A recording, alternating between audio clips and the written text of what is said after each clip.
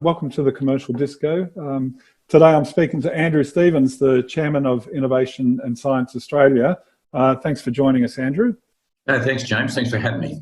Okay, now I'll just a brief potted history of yourself. Currently, you're also Chairman of Consumer Data Rights Australia, or the data standards body, which developed the technical standards for the consumer data right, first sector open banking.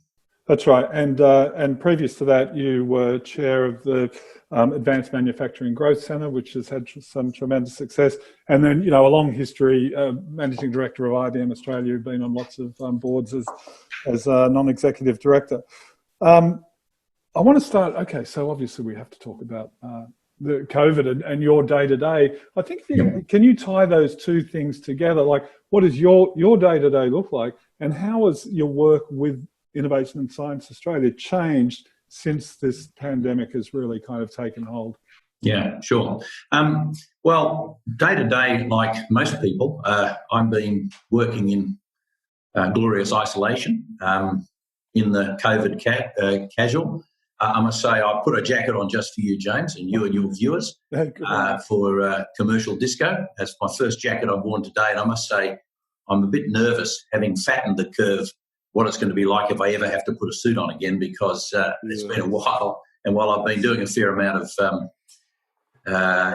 exercise, and I've been lucky enough to play golf pretty regularly, which has been good, I'm a bit worried about that. So basically, most days involve a schedule around mostly organised conference calls and video conferences like this, whether they are board meetings, discussions on specific issues. So, for example, this morning at 9 o'clock, I joined Minister Andrews and the Manufacturing Roundtable just to talk about manufacturing post-COVID, sovereign capability, and how we and what the manufacturing sector thinks should be the plan to exit COVID.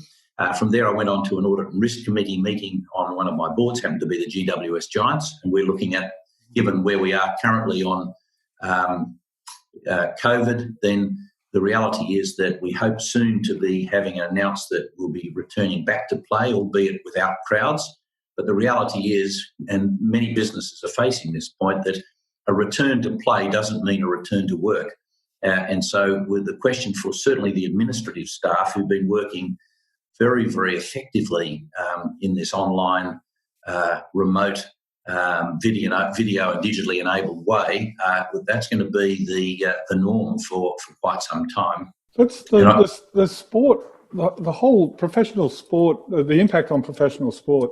It's incredibly complicated in its own supply chain ways. I bet you didn't see that kind of complexity coming when you joined that board.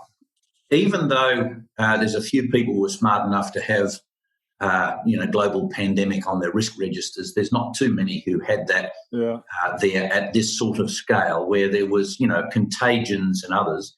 But like the not-for-profit sector more generally, elite and amateur sport has been fundamentally impacted. And the question really is, what elements of this should we take into the future?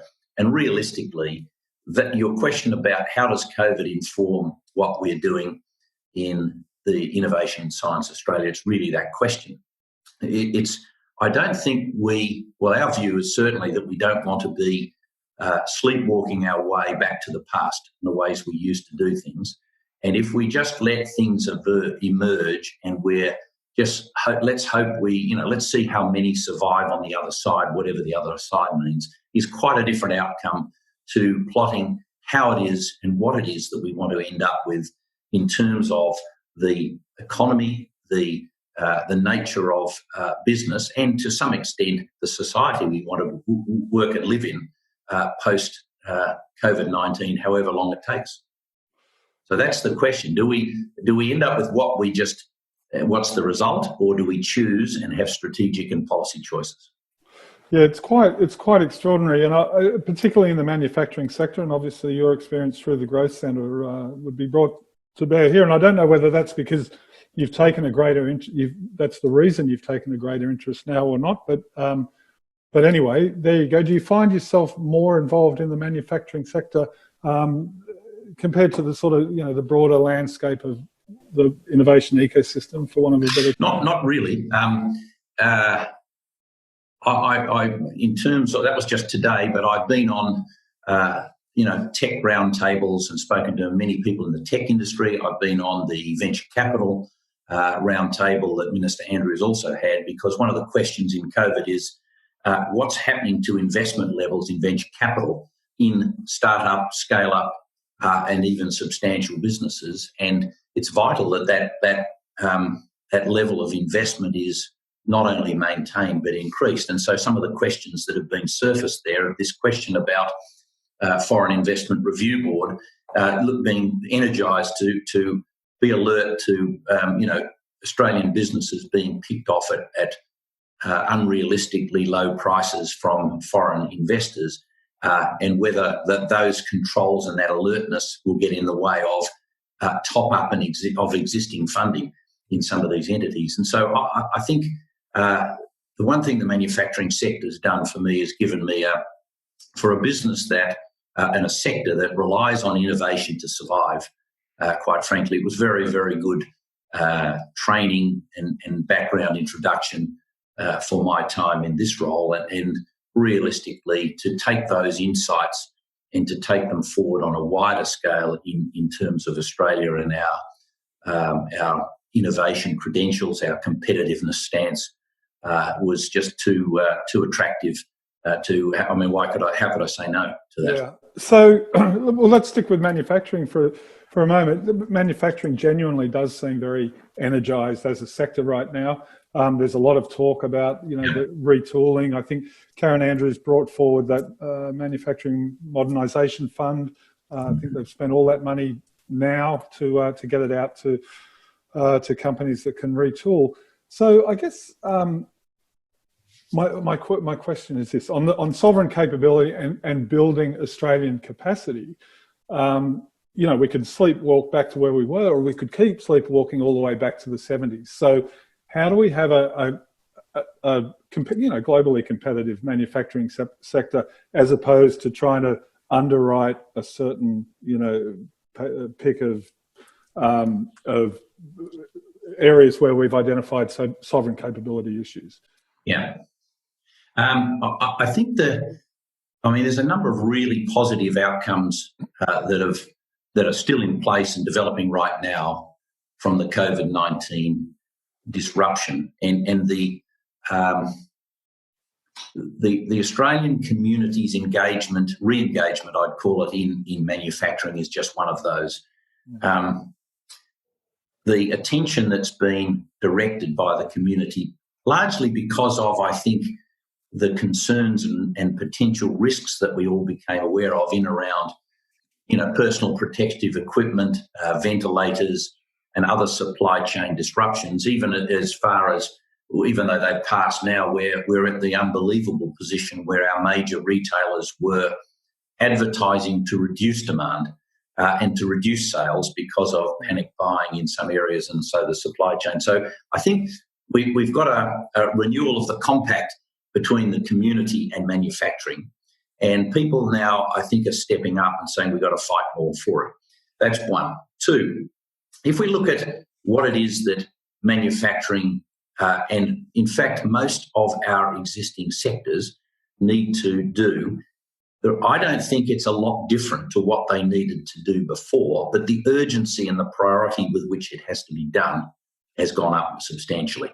And what I mean by that is, I think before COVID-19, and we spent in the Growth Centre 4 years where we studied the characteristics of successful manufacturing companies and successful manufacturing industries across the world, and where there was different cost structures, there was different tax incentives, there's different tax rates, there's different government programs, there's all sorts, different nationalities, different languages.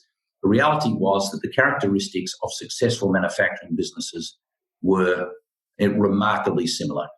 And the 2,500 Australian manufacturing businesses that are highly successful, some of which are measured by the ABS in manufacturing and some that aren't. So CSL, Cochlear, ResMed are manufacturing companies, but they're not included in manufacturing in our index, in our indices. Then basically the reality is those businesses compete more on value than on cost.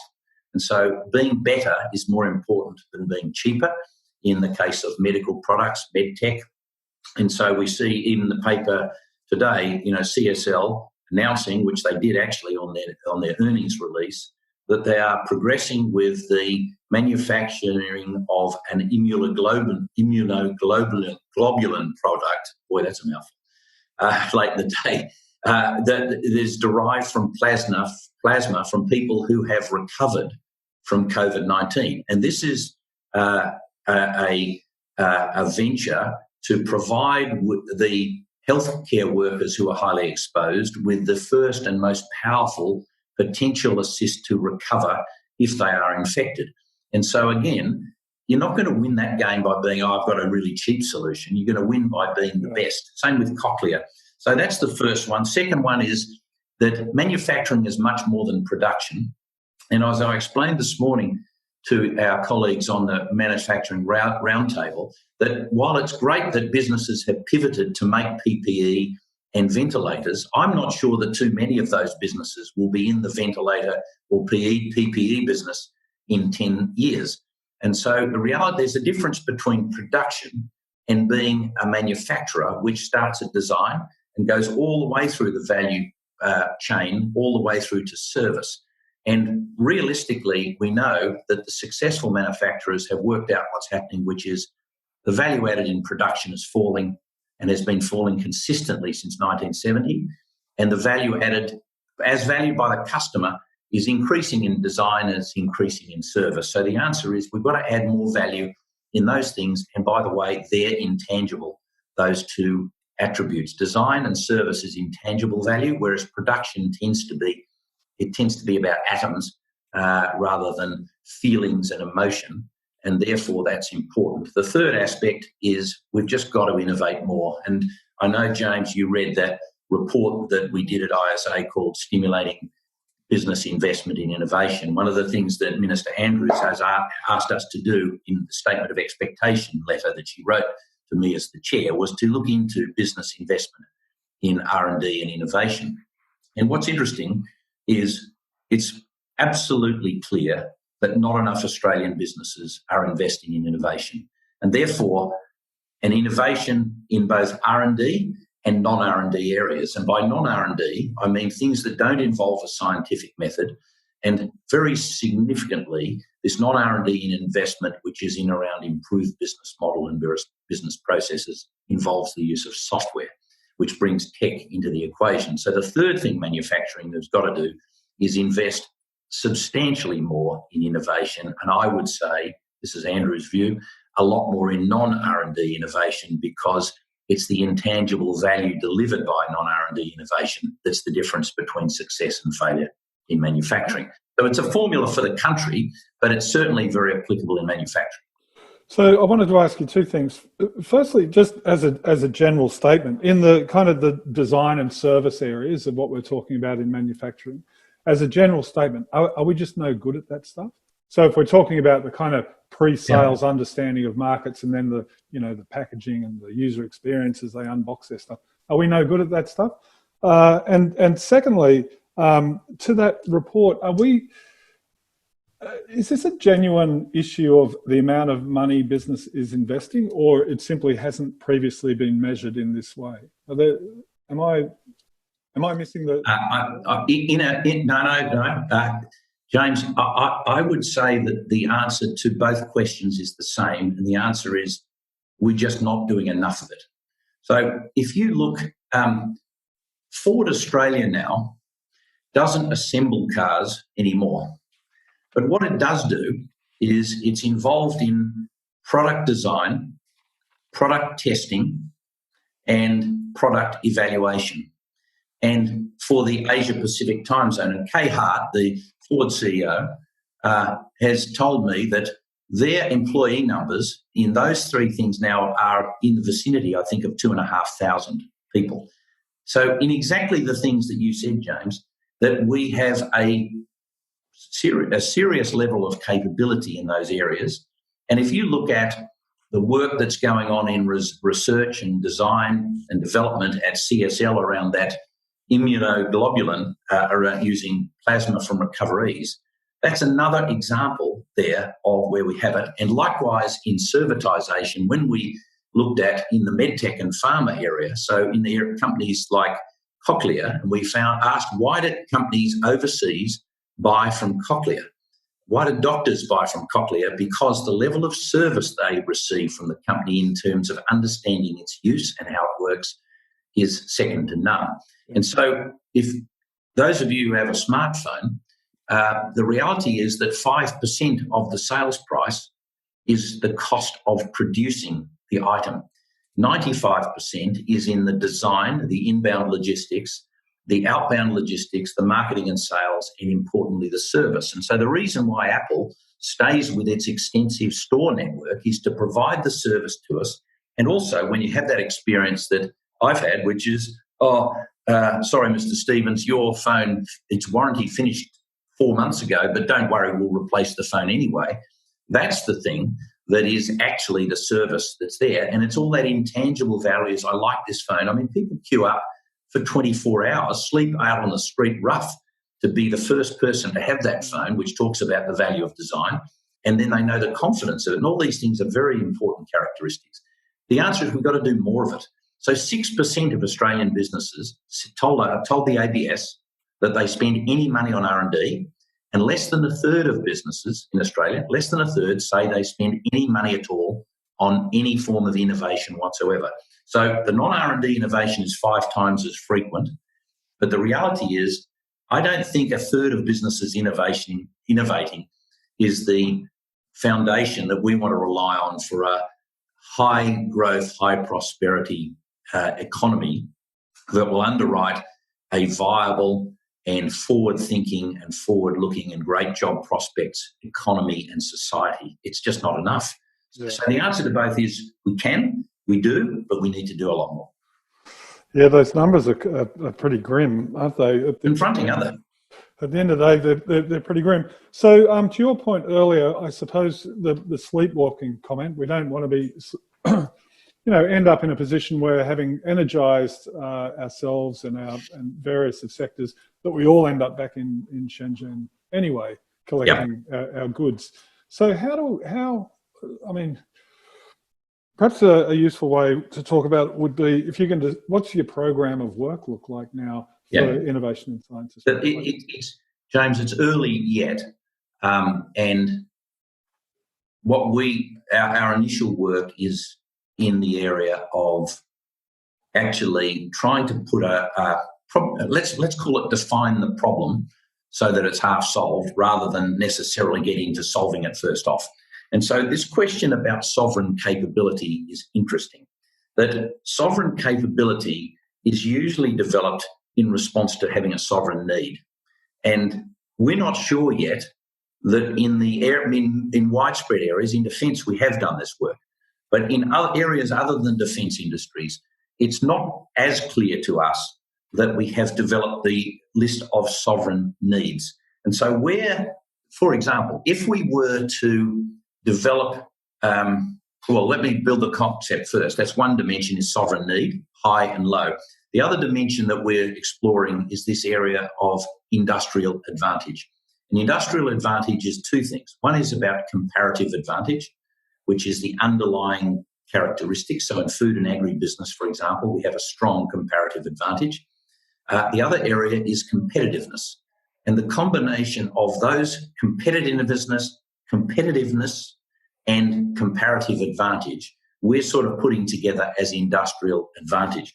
So if you have high industrial advantage, so you've got comparative advantage, your businesses are highly competitive, and you have a high sovereign need, then you've got strong domestic and export market, and it's highly likely that your businesses and the products and services they sell are world leading in that area. Conversely, low sovereign need and low industrial advantage. So we're highly dependent on imports. we don't have comparative advantage, and we don't have businesses who have competitive offers with substantial and growing market shares, revenue growth and margin expansion. In that case, it's probably going to be trying to make the water run uphill if we're trying to build sovereign capability in areas with no industrial advantage and not much sovereign need.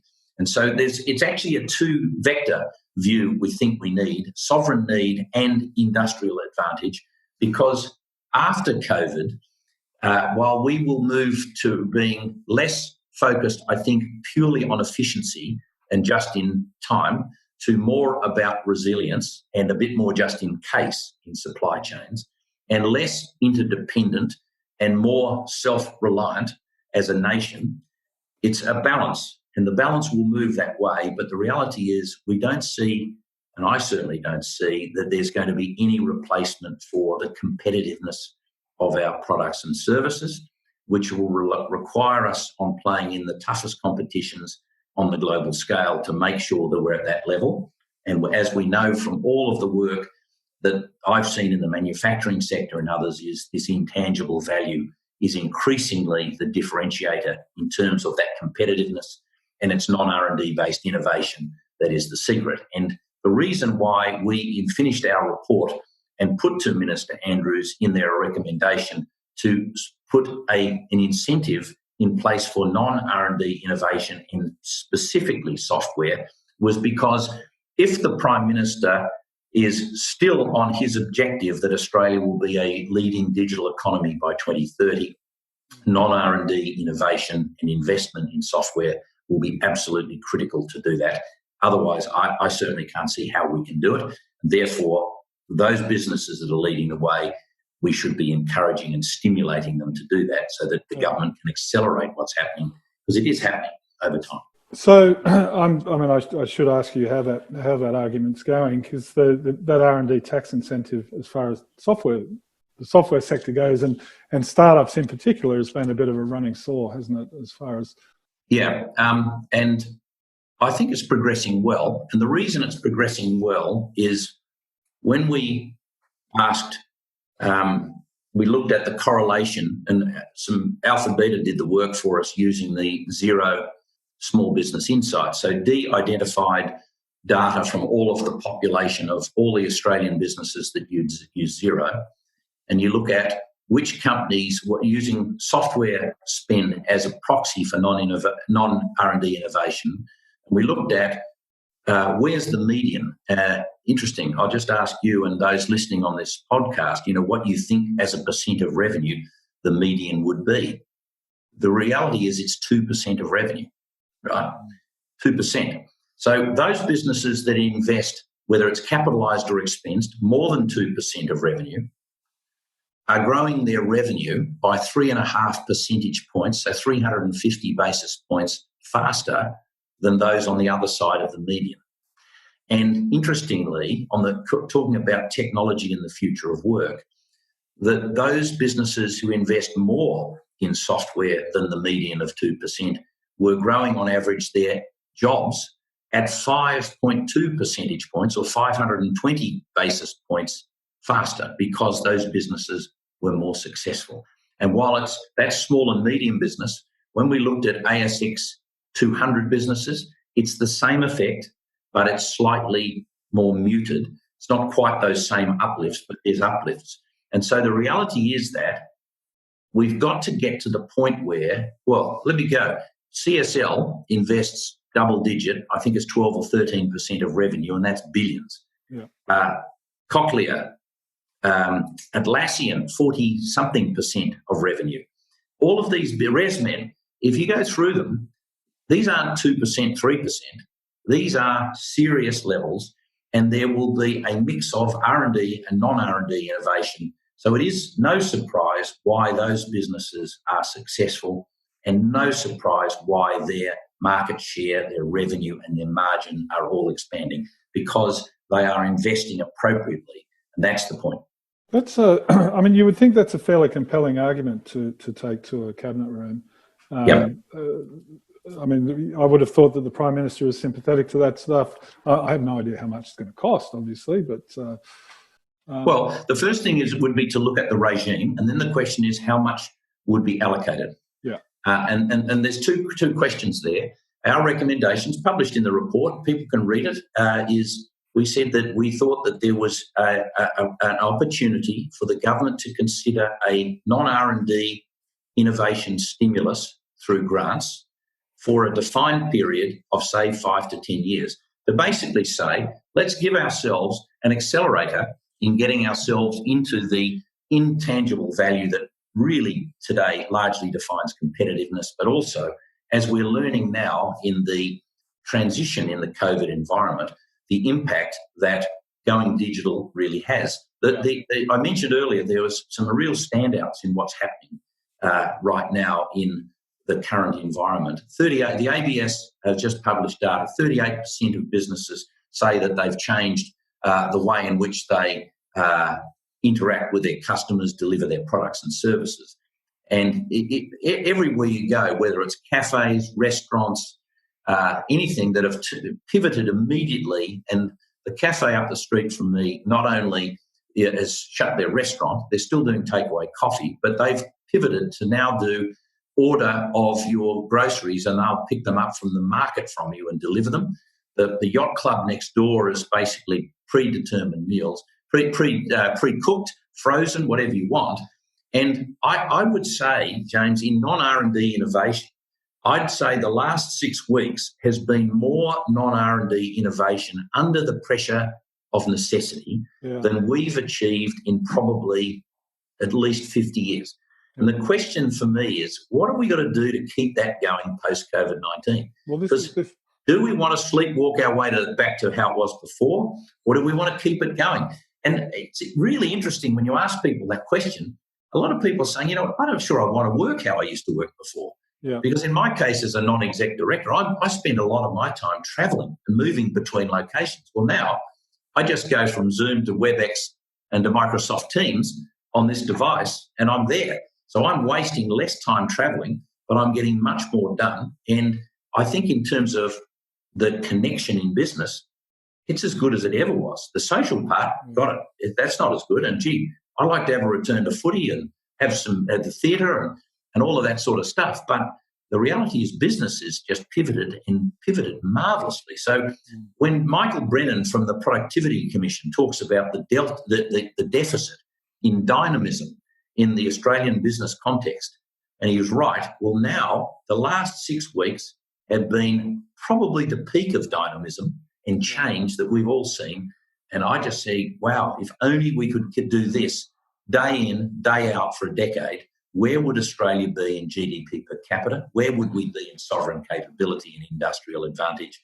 And where would we be in terms of the future of work for our kids? I think we'd be in a pretty nice place. Yeah, it's. I've had a few conversations like this about Australia not having had a burning platform since literally probably World War II. Yeah. We really have been blessed in that way in the last 27 or 28 or 29 years, whatever it's been. We haven't had that kind of impetus. We don't want to stay on a burning platform either. No, but it gets too much. But it's been quite extraordinary. Look, I'm conscious of time, but very quickly, and this goes to a whole bunch of the themes we've been talking about. I guess sovereign capability in those 3 areas that you talked about: sovereign need and the industrial advantage.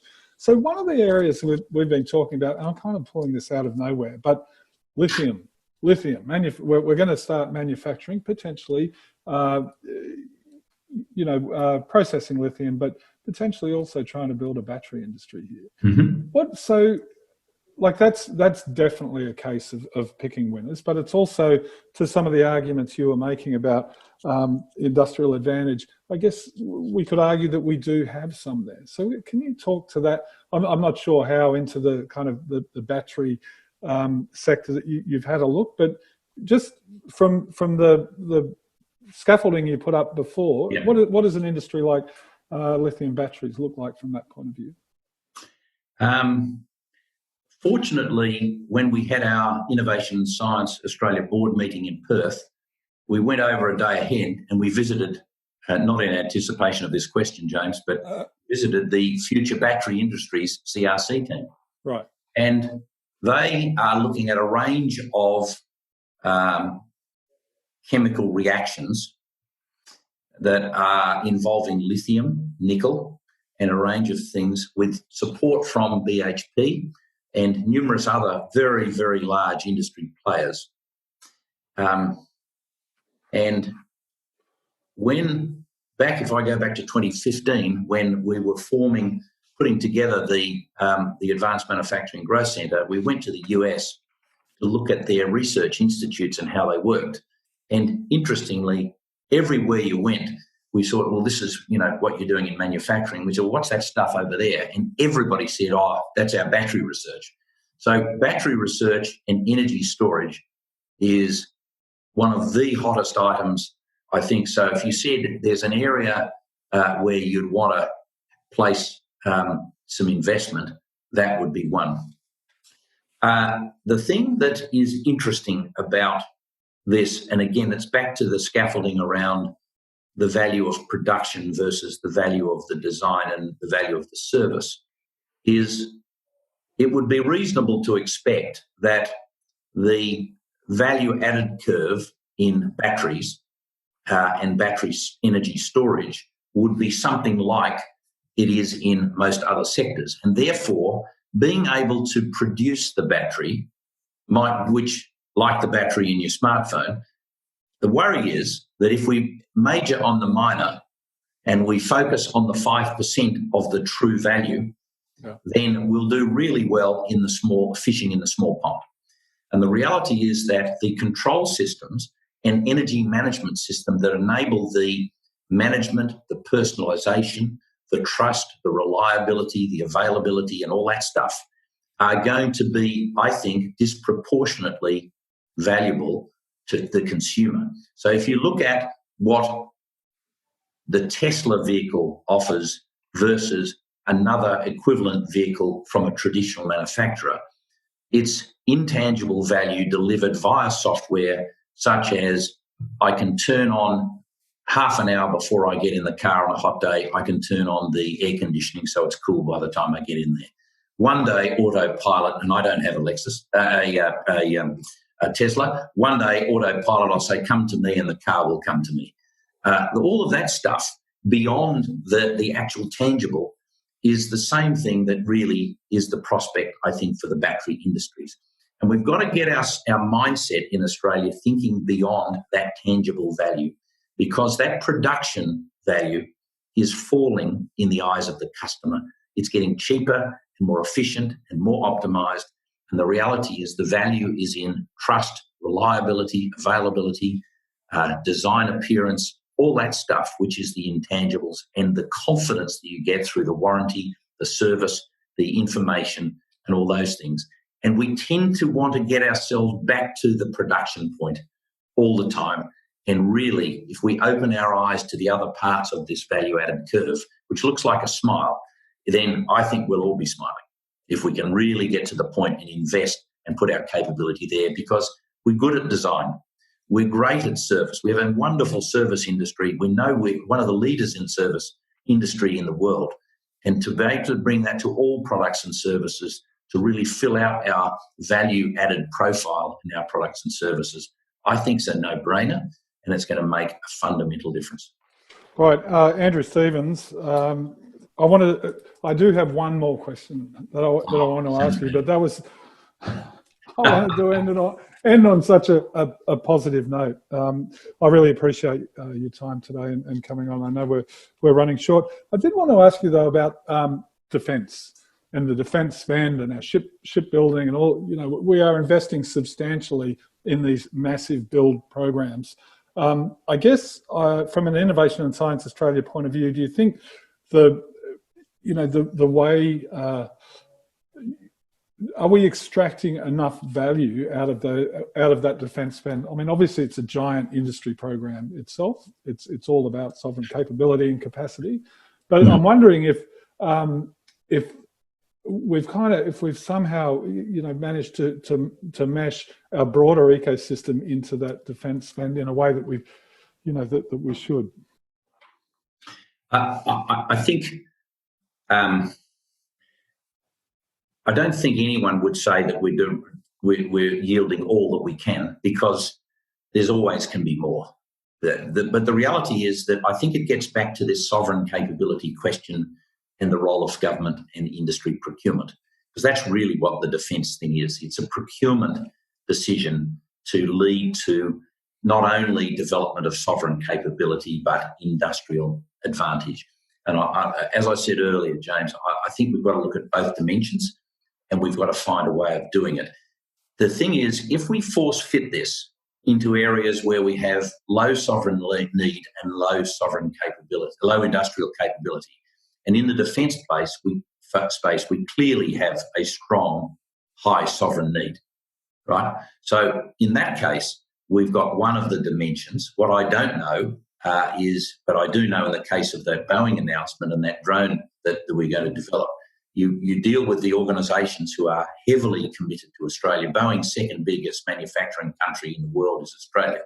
So Boeing, strong industrial advantage, strong sovereign need, and we end up with something that I think is going to be, is that going to be an export opportunity? Absolutely it is.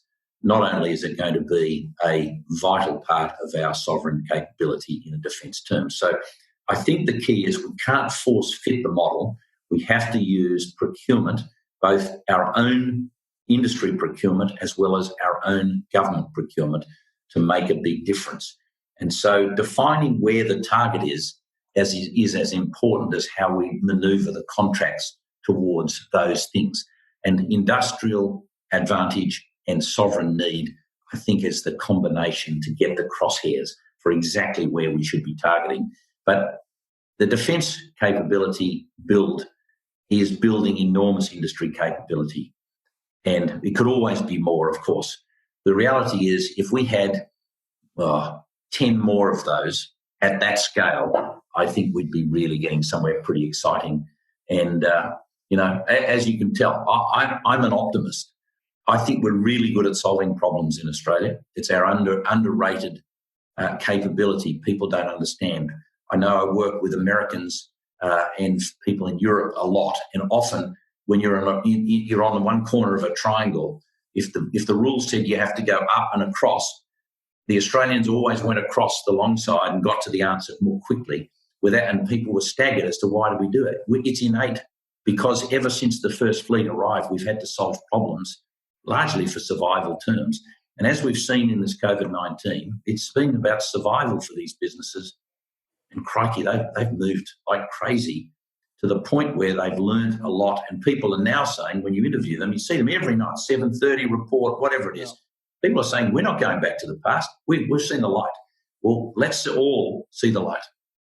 Yeah, it's been an extraordinary period. Andrew Stevens from Innovation Science Australia, I want to thank you very much for coming on, and thanks for being an optimist too, because I think, in the last 6 weeks or 2 months, there's a lot that we've seen in Australia that I think we can be proud of anyway, and that it really demonstrates, or, to me, it illustrates a payback for having a well-ordered society that still has some trust in its institutions. And it's been terrific. And institutions, including science. And again, the community's re-engaged with science in a massive way. And evidence-based, fact-based is something it's a wonderful thing. So there's so many good things that have come out of it. And look, I'm not glossing over the personal trauma for all these people that have been laid off and are facing very uncertain presents and futures. Quite frankly, I'm not at all. But the opportunity is what all we can do, those of us who are in and around the policy context, can say, let's make sure we build the environment to really make the fastest uptake of those people into the things that are going to make the greatest difference, and then help them and help everybody. That's the future, and that's what drives me. Thank you very much for your time. You've been very generous. Thanks, James.